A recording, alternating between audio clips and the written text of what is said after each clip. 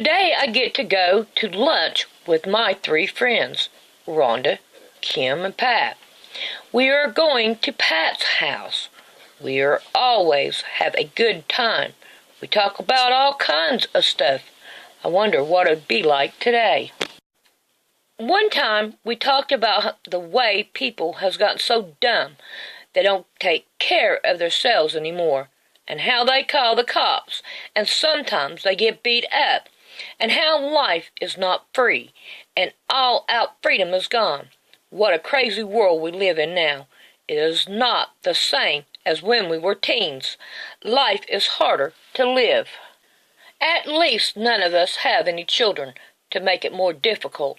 Rhonda and Kim has husbands and love them. I am happy for them.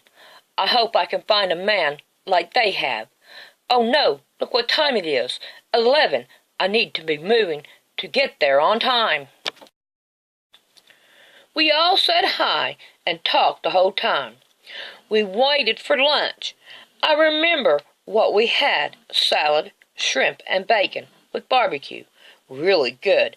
The bacon was wrapped around the shrimp and covered in barbecue. We sat down and Rhonda said, "Did you hear about how the Pope wanted a new world order and one religion?" We all said no. So she went on to tell us. Pat said she was not into that, and he had no right to tell us what we should do. We were free. We all agreed. We have been friends for years, back in grade school. We were always together.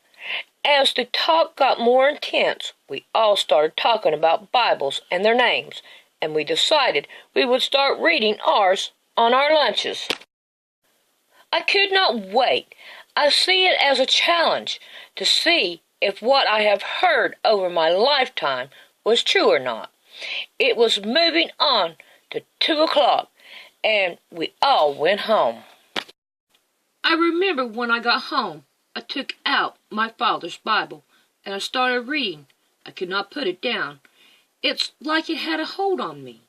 It was hard to work and not think on what I'd read. People said, "I think you are depressed. You don't talk anymore." I was in the book of Ezekiel about the 3rd day. I stayed up all night and day and read every chance I could. It was Saturday, lunch with my friends. I took my Bible. We all had one, NIV, NKJV, KJV, and the Living Bible. We all took time to read out loud. It didn't take long to see it did not work too well. We decided to stop, and we all decided to get the same one. We also decided on the KJV. Before we all left, we decided to give our life to Jesus. We all left like a weight was gone and a new life was at hand. Remember, it did not last till the next week. Kim and her husband got in a fight. Now they are getting a divorce. She did not come to any more lunches. Rhonda and her husband was going to have a child. She did not have time anymore, and she did not come to have Bible study or lunch anymore. Pat got a book deal, and she was gone most of the time anymore. Now she writes vampire novels. Well, me, I started having Bible study at my home, and I was growing in my faith every day and loving my life with the Lord. One day, I was reading in Matthew 13, and I stopped.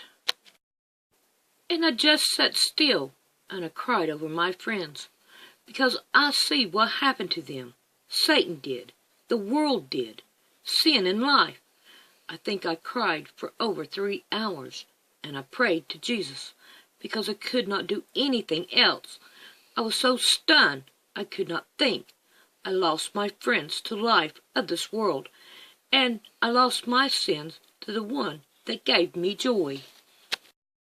It was a sad time, but a good time.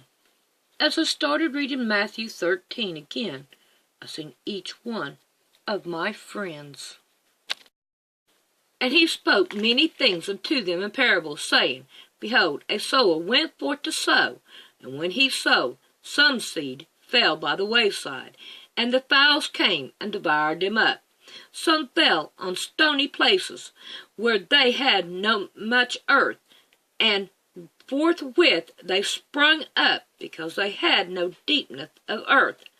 And when the sun was up, they were scorched, and because they had no root, they withered away. And some fell among thorns, and the thorns sprung up and choked them. But others fell into good ground, and brought forth fruit, and some 100-fold, and some 60-fold, and some 30-fold. Who hath an ear to hear, let him hear. Jesus sowed his good seed in us the day we talked about the Pope, and in time my 3 friends fell by the wayside. The fowls came and devoured Kim and her husband. Rhonda and her husband fell on stony ground, and did not have much earth. In Pat's case, she was in the thorns, and each lost their faith. I wish I could have known this then, but no one will stick with me now. They think I am too good for them, so I'll just have to keep praying for them. Does anyone try to convince you that there is no fairy? No, they don't. So why should they convince you there is no Creator God?